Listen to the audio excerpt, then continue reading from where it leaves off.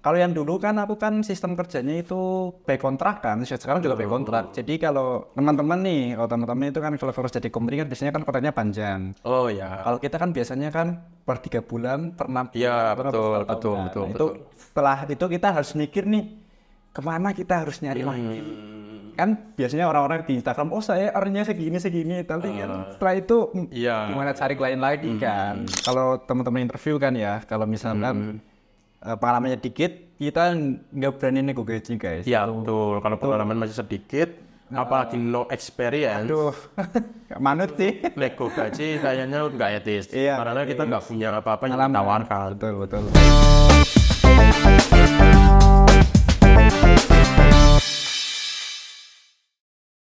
Ingin belajar freelance dari dasar sampai bisa dapat klien sendiri? Kami sedang launching kelas Freelance 101 Start Your Freelance Career. Kelas freelance yang paling lengkap dimentori freelancer berpengalaman dan dapatkan diskon 60% hanya di bulan ini. Cocok untuk siapapun dari pemula, mahasiswa, ibu rumah tangga, bahkan kamu karyawan yang ingin switch karir atau cari tambahan penghasilan. Ayo daftar dan mulai karir freelancermu dari sekarang. Jadi selamat datang di podcast Stres, dan podcast ini adalah episode pertama kali kita rekaman. Jadi pada intinya podcast Stres ini adalah podcast di mana kita sharing tentang pengalaman pekerja remote dalam menghandle project-projectnya atau menghandle klien-kliennya. Tapi memang background dari Stres itu pada intinya kita ngobrol di saat kita memang stres gitu atau istilahnya burnout. Jadi kan kalau kita burnout atau stres, salah satu solusinya itu ngobrol, nongkrong, dan sebagainya. Aku ingin buat podcast ini itu untuk pengisi waktu kalian saat stres atau burnout. Jadi diharapkan diskusi ini itu bisa memberikan insight atau point of view baru kepada kalian. Nah, di samping saya ini itu adalah salah satu teman saya. Kita satu sekolah ya? Sekolah. Satu jurusan juga, cuma bedanya angkatannya. Dia itu adik kelas. Adik kelas. Ya. Walaupun kita satu jurusan, tapi kita memiliki jalur karir yang berbeda, betul? Betul sekali. Jadi silakan untuk memperkenalkan diri.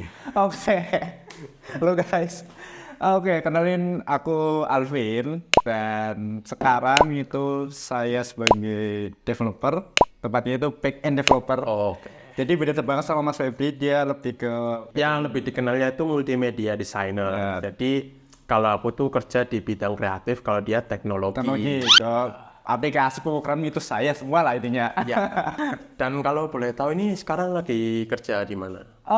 Sebenarnya sih sekarang itu lagi nge-handle klien.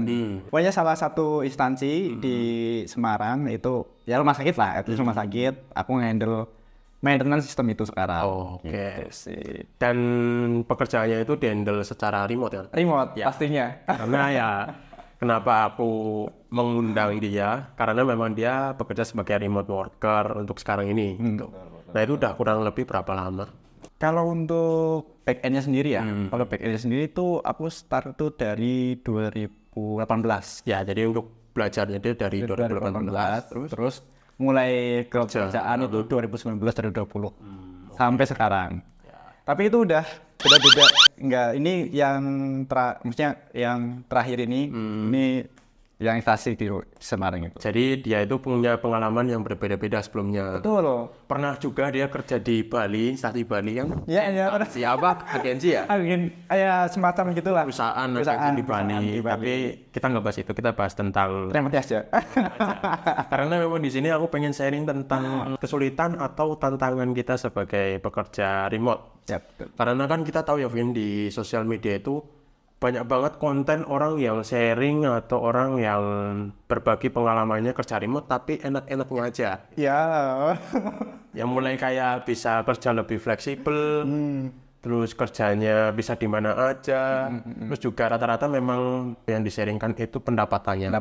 Padahal secara kenyataan nggak semuanya begitu. Begitu. Nah makanya adanya podcast ini tuh sebenarnya lebih sharing sisi negatifnya aja sih ya. Oh iya. Oke. Karena sisi positif itu udah banyak banget di sosial media. Tapi kalau kalian cari pun kadang muncul di Reels atau di TikTok, di FYP itu udah muncul gitu. Kenapa kita bikin seperti ini tuh biar orang-orang nih ya yang nonton podcast ini, apalagi podcast ini tuh memang ditunjukkan ke orang-orang yang memang baru terjun ke remote working gitu loh. Jadi orang itu bisa menghadapi kalau semisal mendapatkan tantangan atau kesulitan yang sama. Kalau kamu Winnie ya, seberapa tahun kira-kira ya kerja remote? Kalau remote sih sebenarnya itu awal 2020. Aku udah Berarti sekitar hampir 4 tahun. hampir 4 tahun ya. COVID itu full remote. Iya, betul. Kalau COVID memang mau nggak mau memang disuruh remote sih. Betul. Kalau di COVID itu orang remote kan karena kondisi. Kalau kita berdua kan memang udah Mendedikasikan untuk remote. didedikasikan untuk jadi pekerja remote gitu ya. Jadi kita memang awet untuk kerja remote sampai sekarang. Nah, selama 4 tahun ini tuh kira-kira kesulitan apa yang dihadapi? Yang pertama itu pasti komunikasi sih. Oh ya. Jadi itu susah banget kalau eksternal di kerjaanku ya. Iya. Itu kan nge-handle ya instansi, at least rumah sakit lah. Rumah sakit itu untuk komunikasi antar user, atau kan ada banyak divisi itu, ada divisi A, B, C. Nah, terus ada tanggung jawab satu kan. Nah, kadang-kadang itu ekspektasinya mereka ke aku itu beda. Maksudnya, buat ini itu harus kalau kita nggak gali lebih lanjut itu Ya, berarti sebenarnya kalau di pekerja remote itu memang rawan banget miskomunikasi. rawan itu Karena memang komunikasi yang dilakukan kan jarak jauh. Kadang juga cuma via teks. Nah, via teks itu sangat rawan banget untuk miskomunikasi. Jadi kalau kita sebagai pekerja remote nggak menelusuri lebih lanjut atau nggak mengkonfirmasi lebih lanjut, itu ya susah ya. Jadi rawan konflik juga di situ. Betul. Terus kalau aku kan di Indonesia ya, ini kan di Indonesia ini. Ya, di Indonesia. Jadi kalau dia itu kerja remote-nya di instansi lokal, maksudnya di klien lokal, sedangkan aku memang klien luar negeri. Jadi mungkin ini bisa beda juga pengalamannya. Jadi gimana?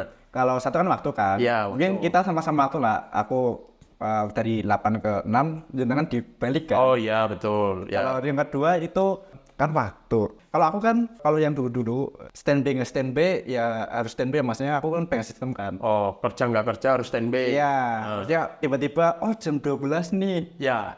Aku pegang sistem kan, maksudnya pegang sistem jam 12 tiba-tiba sistem down. Otomatis kan aku harus kontak mereka dan Oh ya, jadi gini mungkin ya. Walaupun kita kerja remote, tapi nggak sefleksibel orang bayangkan. Iya. Walaupun kita kerja di rumah, mungkin bisa nyambi apa ya kira-kira masak kan, atau mungkin main game atau apa. Iya. Karena kita nggak diawasi secara langsung ya. Tapi memang ya itu tergantung aturan klien ataupun perusahaannya. Mungkin ada perusahaan yang memberikan standby waktu agar kita itu selalu stay di depan komputer. Ada juga yang enggak. Nah, kalau kasusnya si Alvin ini memang harus kerja nggak kerja harus standby karena aturannya begitu. ya, Jadi tahun 2020 tapi ya. ya. Oh ya. Awal-awal itu, tapi sekarang sih Kalau sekarang udah tak tertibkan. Jadi kalau aku kerja ya 8 sampai 4 tahun ketiga. Kalau misal jam luar itu ya aku bilang ini bukan jam kerjaku. oh ya ini udah istilahnya mungkin kalau Menego lah ya.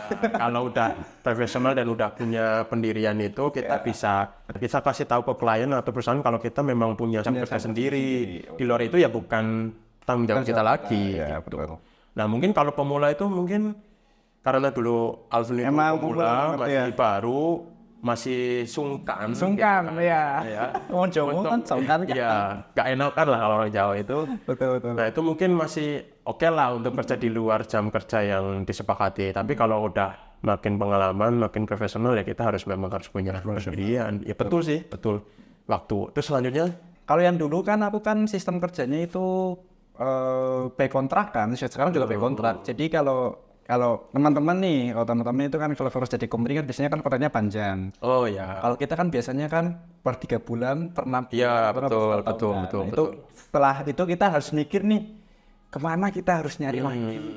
Kan biasanya orang-orang di Instagram, saya earn-nya segini, tapi kan setelah itu gimana cari klien lagi kan. Terus ya masnya? Ya sama. Memang kalau kerja sebagai pekerja remote itu kontraknya itu kontrak pendek. Soft.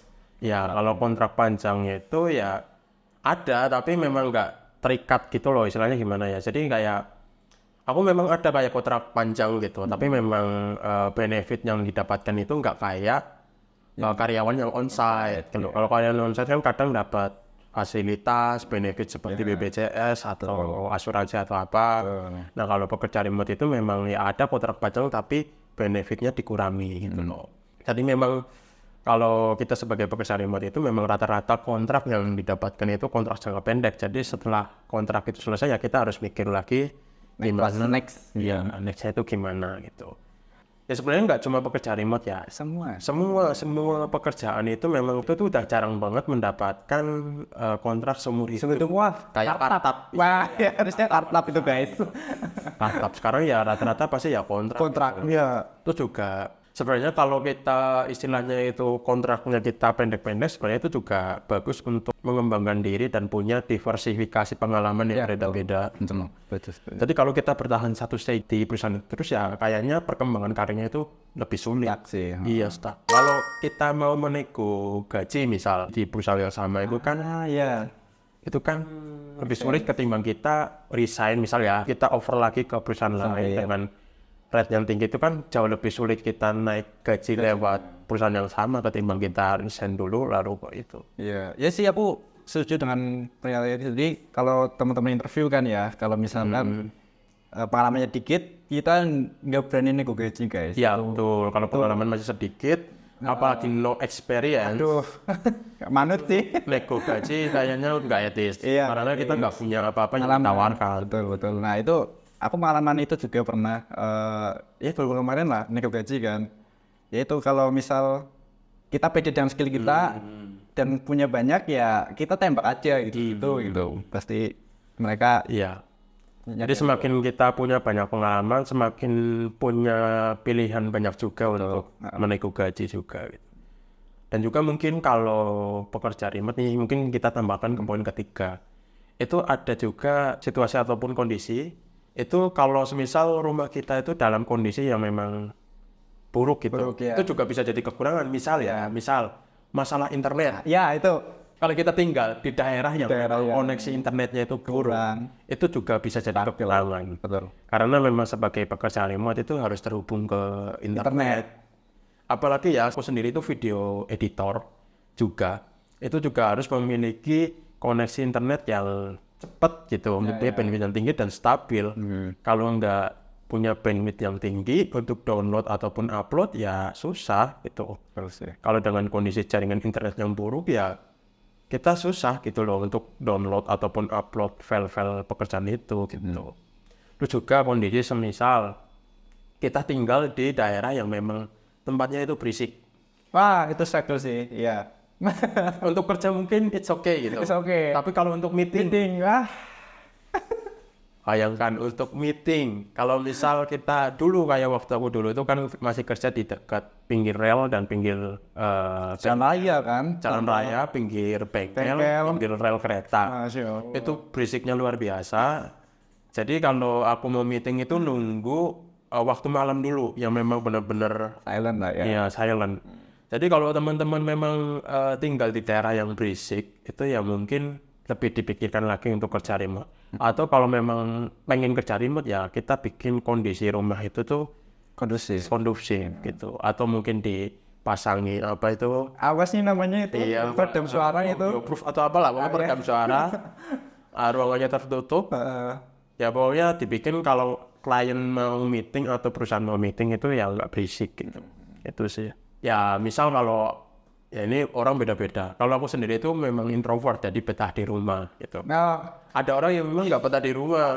Nah ini contohnya nih, sering-sering keluar. Jadi kalau memang kalian kerja di rumah, kalau kondisi rumahnya sebenarnya bisa diatasi dengan kita kerja di kafe atau di mana. Tapi kan hari kan jebol juga kan budgetnya kan nggak juga ketimbang kita kerja di rumah kan kita bisa buat kopi atau makannya di rumah aja. Tapi kalau kita harus ke kafe, ke working space itu juga kan butuh biaya. Jadi lebih baik dipikirkan lagi. Bahkan bisa dibilang mungkin kalau pekerja remote itu nggak mengeluarkan biaya untuk transportasi karena kan kita nggak perlu ke kantor atau ke tempat kerja. Tapi kalau kita sering ngopi, sering keluar untuk bekerja itu lumayan juga. Sama boros. Iya, sama boros. Jadi lebih baik dipertimbangkan gitu sih. Yes. Lalu mungkin yang keempat ini dari aku ya, yaitu zona waktu nih. Nah, setengah waktu ya kan Indonesia guys. Kalau dia pelayan di Indonesia mungkin kurang relate ya. Itu ya. Nah, kalau aku kan kliennya luar negeri, apalagi dari Amerika gitu kan, dari Amerika Serikat yang memang zona waktunya itu berbanding terbalik dengan kita. Kalau di Indonesia itu sendiri kan zona waktunya GMT plus 7. Kalau di sana itu ya GMT min 7 atau sampai min 14, min 12. Oh, berarti keterbalikan lah ya. Ya terbalik banget. Jadi Sini siang, karena malam. Ya betul. Nah kalau dulu pemula kayak Alvin dulu juga sama, aku juga masih sungkan untuk nego bahwa aku tuh pengen kerja dengan zona waktu Indonesia gitu. Aku dulu masih sungkan dan ya masih manut-manut aja. Sekarang mungkin udah lebih lah. Enggak pengalaman sih ya. Kita pengalaman kita udah tinggi, kita bisa punya pilihan lebih banyak. Jadi ya aku bisa untuk menego jam kerjaku itu memakai jam kerja Indonesia dan itu disetujui gitu. Kekurangan yang kelima ya. Pekerja remote itu kan memang terbiasa untuk sendiri untuk bekerja. Jadi kita itu nggak punya rekan kerja gitu loh. Iya kalau rekan kerja ya sih. Ya maksudnya rekan kerja secara langsung, maksudnya kayak fisik cecer gini gitu. Itu kan kalau kita sebagai pekerja remote kan memang kerjanya kan memang sendiri gitu loh di rumah atau di kafe dan sebagainya. Itu mungkin bagi beberapa orang atau banyak orang itu kekurangan karena kan kita merasa kesepian atau kita kadang lebih gampang stres, nggak ada teman ngobrol. Bahkan kalau mungkin kita kena marah sama bos itu kan nggak bisa curhat salahnya ya. Nah itu juga bisa jadi kekurangan. Nah kalau kamu gimana? Apa sih? Iya sama aja sih kayak gitu kan. Jadi kalau kerja ya cuma sendiri aja kan. Terus kalau ngatasinya sih biasanya aku habis kerja aku pasti ya nongkrong sama teman. Ya kayak gini ya contohnya ya.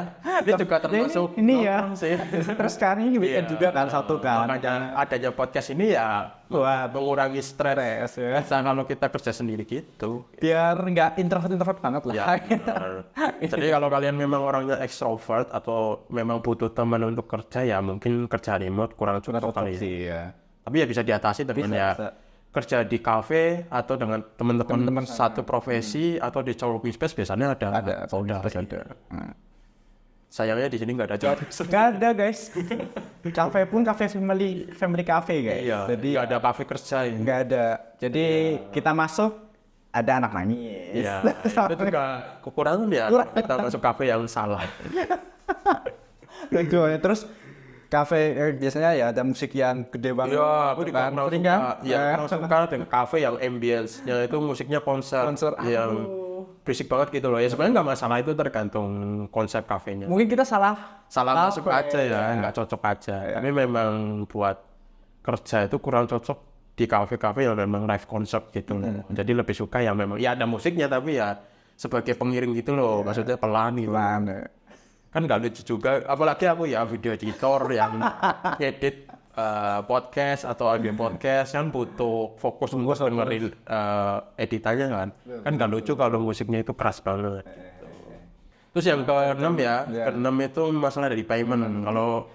Kalau aku sih kan kemarin ya Indonesia ya rate-nya ya segitulah, maksudnya rata-rata Indonesia gitu. Jadi ya kayak kerja office tapi ya cuma remote aja dan rate-nya itu ya segitu aja gitu. Kalau enggak walaupun aku di IT tapi ya ikut Indonesia ya sama aja gitu sih. Ya, kadang juga ada perusahaan yang ngakali gitu loh.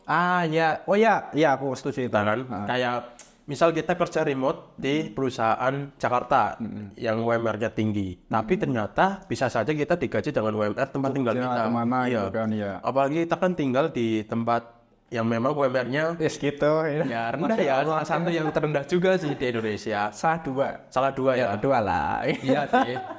Yang terendah di Indonesia. Jadi kadang ada perusahaan yang memang nakal gitu. Walaupun kita kerja di perusahaan yang memang UMR tinggi. Misal di Jakarta sekarang dan sebagainya. Tapi karena kita kerja remote dan tinggal di kota kecil. Kebetulan. Ya betul, kota kecil dan UMR gajinya ngikuti UMR tempat tinggal kita. Itu juga kalau kita nggak aware ya rugi sih. Rugi. Kan kita pengen kerja remote kan istilahnya kita tetap di tempat tinggal kita, tapi dengan gaji yang memang lebih tinggi. Iya. Itu. Tapi masalah payment tepat waktu, kalau aku kan ya monthly kan. Iya. Kalau masnya gimana? Oh ya kalau aku kan ya sistemnya hourly, tapi memang dibayarkannya ya tetap Ya nggak murni sih, seminggu sekali.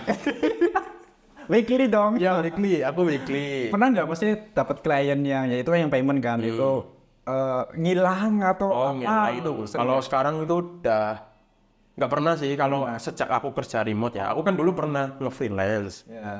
Nah, kalau Oh ya kayak freelance sama remote beda ya? beda ya. Iya.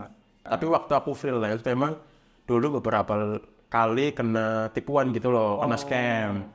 Dan itu jadi aku belajar gimana cara menghindari saat aku kerja remote. Selama aku kerja remote ya syukurnya nggak pernah sih kalau kena telas atau scam itu. Karena memang waktu aku ngelamar kerja atau ya waktu aku dapat offer dari perusahaan tertentu atau klien tertentu itu aku selalu screening dulu. Itu Kontraknya ya? Iya, screening dulu, baru deh aku terima. Tapi memang rata-rata sih ya kalau pekerja remote ya ngikuti gajinya ya memang only atau weekly. Iya. Kalau di Amerika Serikat sendiri itu biasanya weekly tapi 2 minggu sekali. Oh, itu Jadi weekly sebulan- ya? Weekly ya.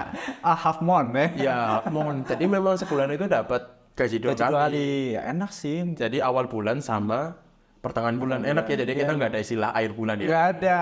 Awal bulan tiap hari guys. Jadi kayak kita apa ya, gaji di Amerika Serikat itu memang dibagi dua. Jadi kalau di sini kan istilahnya ya tiap gajian itu tanggal 25 ya. Ada istilah payday ya. Ada payday. Ya, kalau di Amerika Serikat ya Dua dua minggu kali. Tapi ya tergantung perusahaannya juga sih. Ada juga yang sebulan sekali. Ada. Tuh. Tapi memang pada intinya ya kerja remote, apalagi dengan perusahaan atau klien tertentu, itu ya gajinya ya memang dengan durasi atau dengan jangka, nggak kayak pekerjaan freelance kan karena basisnya itu project Base ya. base. Jadi sekali projectnya selesai udah dibayar.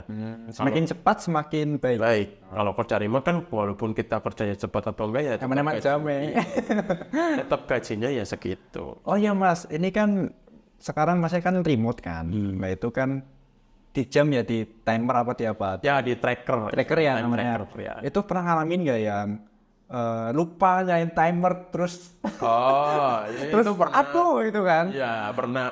Jadi gini. Ini kan sisi buruknya kayak Ya, ini kekurangan dan harus hindari Iya. juga. Jadi kalau kita sebagai pekerja remote, apalagi kalau kita pakai sistem hourly dan punya multiple klien ya, gitu ya, kita harus benar-benar apa istilahnya ya, harus benar-benar teliti misalnya. Pernah kayak nggak nyalain gitu, udah kerja 1-2 jam lupa gitu. lumayan tuh. Nah, tapi untungnya klienku itu ya pengertian sih. Ini kalau bahayanya kalau nggak dapat klien pengertian. Untungnya kliennya pengertian. Dan juga aku kasih bukti bahwa aku udah ngerjain segini tapi aku lupa untuk nyalain tracker gitu. Ya tetap dibayar dengan ngajuin manual. Maksudnya ditambahin secara manual. Atau biasanya dibayar secara terpisah sebagai bonus. Oh, I see. Itu juga bisa. Bisa. Tapi yang lebih bahaya itu sebenarnya bukan itu. Yang lebih bahaya itu ketika kita nyalain tracker orang lain. Hah? Jadi kita misal Bisa gitu? iya, misal kita ngerjain klien A. Oh, oke paham ya. Tapi ternyata yang kita pencet atau yang kita nyalakan itu klien B. Kita itu harus 2 kali, harus bilang ke klien A dulu kalau kita nggak nge-track dan harus minta maaf ke klien B kalau kita nyalain tracker. Tapi bukan untuk pekerjaannya dia, Iya. gitu loh.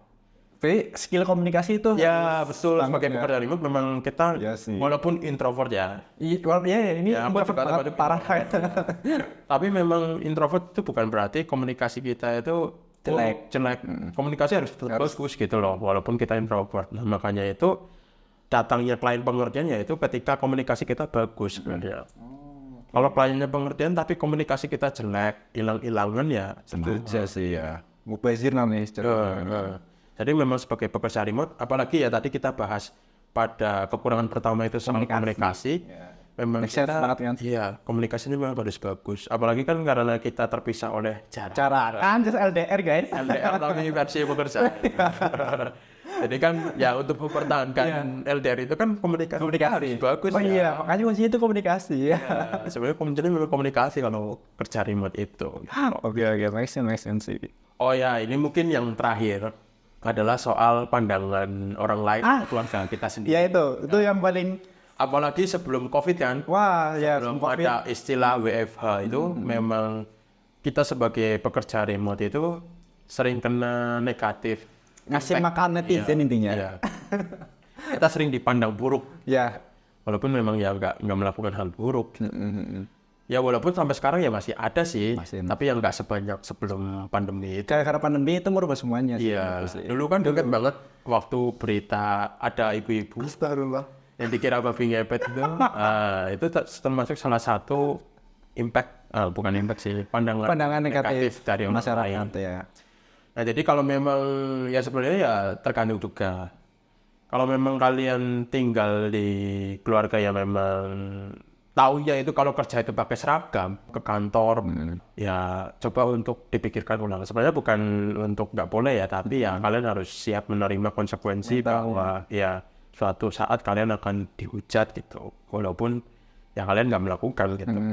Salah satu contoh yang pernah aku dapatkan omongan atau komentar orang yang pernah aku dapatkan itu adalah kerjaanku tuh nggak beres gitu loh, dikira judi ya kan? dikira pengedar apa dikira main karting juga pernah gitu. Ya lebih baik aku dikira nganggur ketimbang kayak dikira gituan gitu. ya. Yang ini kan wanitanya kita kan kitanya sih nggak apa-apa, tapi ya keluarganya kita gitu loh. Takut gitu kan, apalagi kan kalau keluarga kita itu ada yang memang terlalu ngikut omongan orang lain. Pikiran.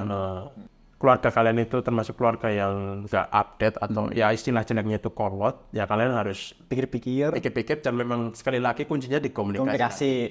Kalian harus sabar-sabar untuk jelaskan tentang pekerjaan kalian itu apa gitu loh. Kerjanya kadang juga dipandang sebagai ketika kita buka laptop bilangnya nge-game terus.